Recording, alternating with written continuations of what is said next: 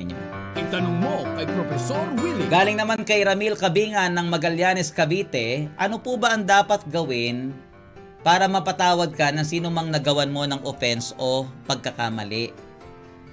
Alam mo, Ramil, ang mga researcher dyan sa University of Ohio sa USA, naglabas ng outline kung paano na pwede kang mapatawad na nagawan mo ng mali.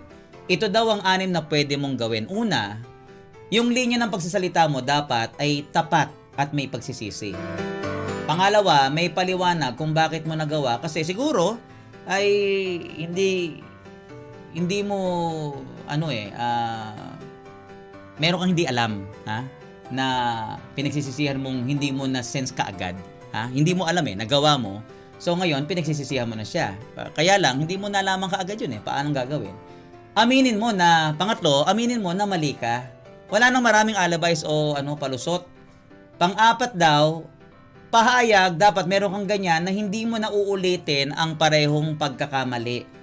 At Pang-5, mag-offer ka kung paano mo maitutuwid pero wag mong pipilitin. Bigyan mo muna ng time and space yung tao lalo na kung malala yung ginawa mo. At makikiusap ka lang na mapatawad ka. Hindi yung ikaw ang demanding o magdidikta kasi ikaw ang may sala. Ako nga, engineer minsan kapag ako nagkakamali, yung no reason para magpalusot ka pa. Ako sa akin, naniniwala ako, mas madali kang mapapatawad kung maramdaman yung sincerity mo at hindi yung sorry na nga, ikaw kasi, meron pa kasing ganon, ikaw kasi, ikaw na nga nagkamali Alalahanin ninyo, kayo yung nakikiusap ng pagpapatawad, hindi kayo magde-demand. Ako nga minsan, engineer, mga kabahagi, pag ako yung talaga may kasalanan, yung dapang-dapa, hindi mo na ako nagpapakita sa tao. Nahihiya ako Hindi dahil sa nagmamalaki ka. There's no reason to do that kasi ikaw nga nag-a-apologize kung sincere yung pagsusorry mo. Kaya minsan hindi ako makapagpakita, nagpapalipas lang muna ako. I believe that there's always time for everything. Time heals, ika nga. So, ngayon, kung sakaling second attempt mo, humingi ka ng tawad, hindi ka mapagbigyan, maging humble ka pa rin. Huwag ka magmamalaki.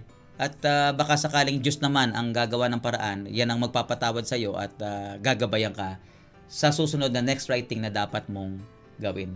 Para po sa ibang katanungan at pang-research, mag-email po sa willpera06@yahoo.com. Good morning nga pala dito sa mga kuya natin, mga Eagles, Sina Robin